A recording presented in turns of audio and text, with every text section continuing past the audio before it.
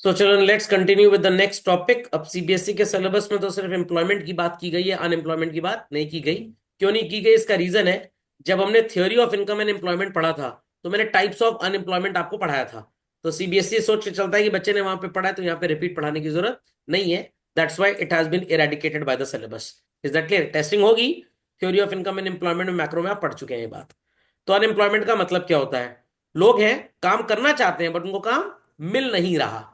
That situation is called as unemployment. So economists define unemployed person as one who is not able to get employment of even 1 hour in half a day.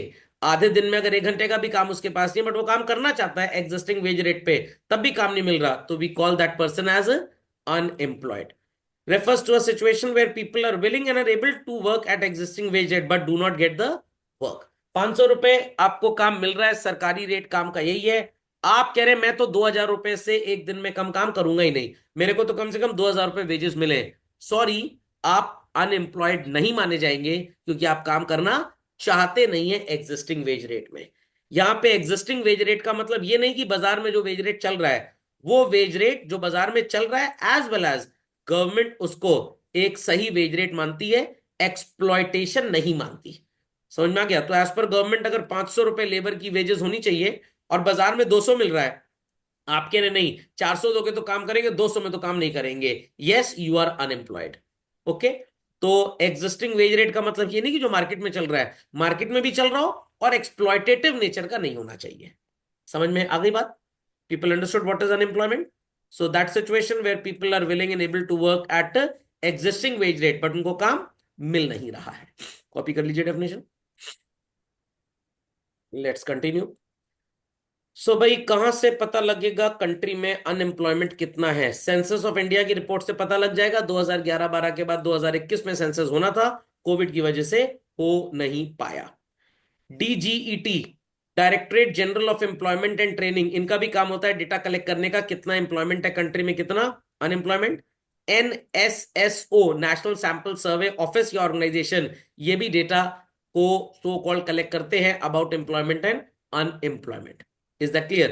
तो आपको MCQ पूछा जा सकता है, which of the following is not a source of data on employment और unemployment? Option A, option B, option C और D होगा none of these. तो आपका जवाब क्या होगा?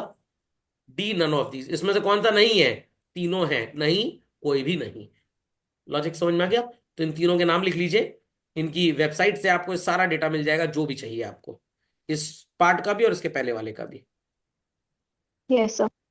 चलो। सो 3 तरह का अनएम्प्लॉयमेंट। डिसगाइज्ड मतलब मुखौटा पहन के चले गए, जितने लोगों की जरूरत है उससे कहीं ज्यादा। एंड मोस्टली ये कहां पे एग्जिस्ट करता है? Rural areas. Is that clear? उतने लोगों की खेती में जरूरत नहीं है बट आलसी हैं, कहीं काम बाहर करना नहीं चाहते। सीजनल, ठंडी में काम है गर्मी में नहीं है, नहीं भाई।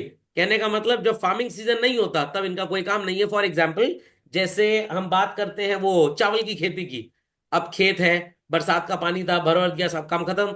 अब क्या आप ऐसे देखते रहेंगे तो फसल उगती रहेगी या मशीन चलाएंगे ऐसे ऐसे? नो। अब आपका वहां पे कोई काम है नहीं तो आप कोई और काम कर सकते हैं। तो जब खेती हो गई, बुआई हो गई, प्लॉइंग हो गई, इट विल टेक 2 3 4 5 7 मंथ्स, कितना भी, एज पर द क्रॉप जो हमने सो कॉल्ड सो किया है। अब वो खेती होगी, पौधा उगेगा, तो उतने टाइम के लिए आपके पास कोई काम नहीं है। It is seasonal unemployment. Open unemployment का मतलब क्या होता है? सर वो टेंट लगा है, वहां पे लिखा था ओपन अनएम्प्लॉयमेंट, जो वहां बैठ गया मान लिया जाएगा ओपन अनएम्प्लॉयमेंट हो गया। ऐसा नहीं है। ऐसे लोग जो अपनी मर्जी से काम करना नहीं चाहते, आलसी, आवारा, यश टाइप के लोग। Okay.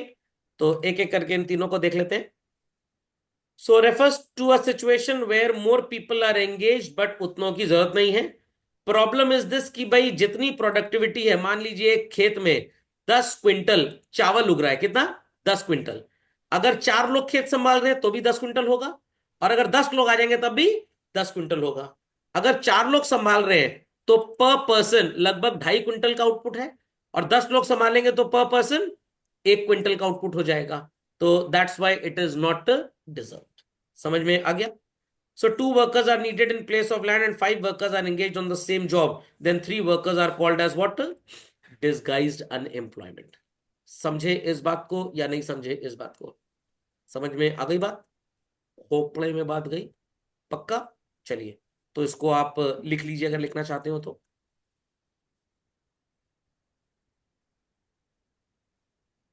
refers to fact which people are able and willing to work at prevailing wage rate but fail to get work।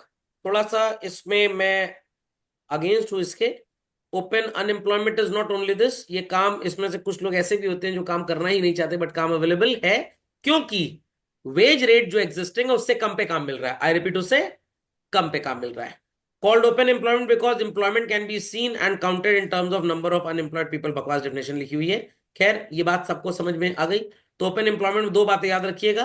लोग काम करना चाहते हैं बट उनको काम मिल नहीं रहा है। क्लियर? एक ये भी डेफिनेशन है, और ये भी है कि वेज रेट जो प्रिवेलिंग है उससे थोड़ा सा कम है, उस पे काम मिल रहा है बट ये काम करना नहीं चाहते। Though that reduced wage rate also may be able to fulfil the basic subsistence of life. Food, clothing, shelter मिल सकता है बट जानबूझ के काम नहीं करना चाहते। याद रहेगी बात। चलिए, सीजनल, ये तो पता है भाई, जिस समय खेती का काम है नहीं, फसल उग रही है, तो उस समय आप क्या करेंगे। तो अब ध्यान से सुनिएगा। Unemployment that occurs at certain season of the year is known as seasonal. तो खेती का रेफरेंस समझ में आ गया। तो सीजनल दो तरह का होता है, एक रूरल होता है और एक अर्बन। रूरल तो मैंने आपको समझा दिया। मान लीजिए दीपावली आने वाली है, तो एक हफ्ते पहले दीपावली के पटाखे वगैरह, मिठाई वगैरह सब बिकनी स्टार्ट हो जाती है। Got it clear? फूल वगैरह, लाइट वगैरह। दीपावली का टाइम निकल गया, अब क्या कोई सामान खरीदेगा? तो जो बिजनेसमैन इस तरह की चीजों का बिजनेस करते थे, अब उनके पास जॉब है ही नहीं, तो it is called as seasonal.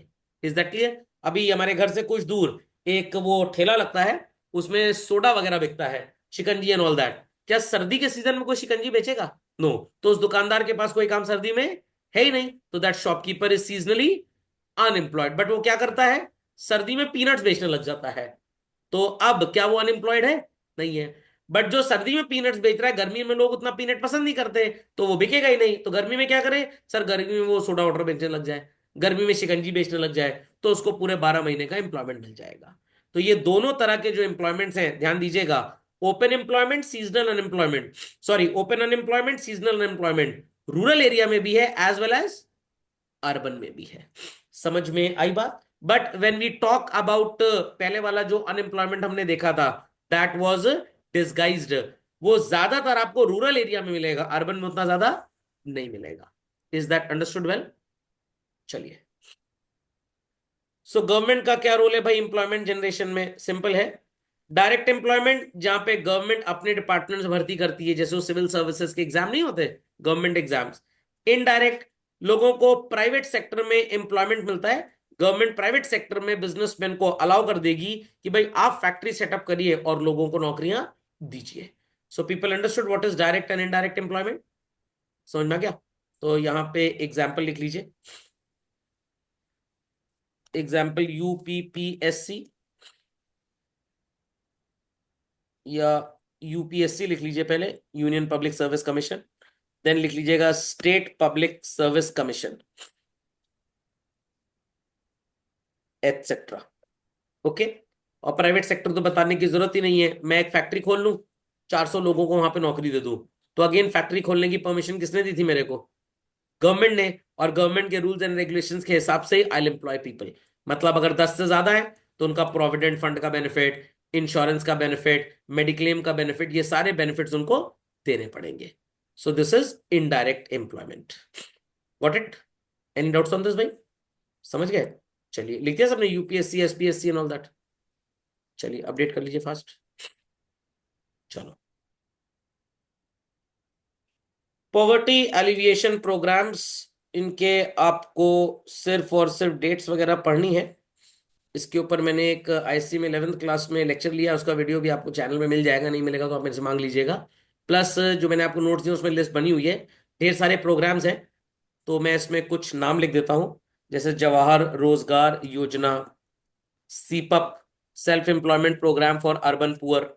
Then it is TRYSEM, training rural youth for self employment, Pradhan Mantri Gramin स्वरोजगार योजना। और सबसे इंपॉर्टेंट क्या है पता है आपको? मनरेगा। मतलब मन रहेगा तो काम करेगा, वरना नहीं करेगा। Mahatma Gandhi national employment rural guarantee पहले प्रोग्राम था, फिर ये कानून बन गया तो मनरेगा एक्ट। ये सबसे इंपॉर्टेंट है इन सब में। व्हाट इट, इन सब प्रोग्राम्स की लिस्ट आपके पास नोट्स में होनी चाहिए। If it is not there let me know, I will make you available. इन सब प्रोग्राम्स का क्या ऑब्जेक्ट है ये तो आप समझ गए हैं। एक ही ऑब्जेक्ट है, ज्यादा से ज्यादा लोगों को जॉब मिले, पॉवर्टी कम हो, सेल्फ एम्प्लॉयमेंट मिले। ओके।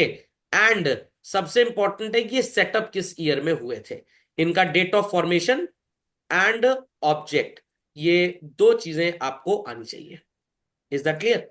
चलिए, इसी के तहत आपका 2025 का सिलेबस आईडी का होता है पूरी तरह से समाप्त।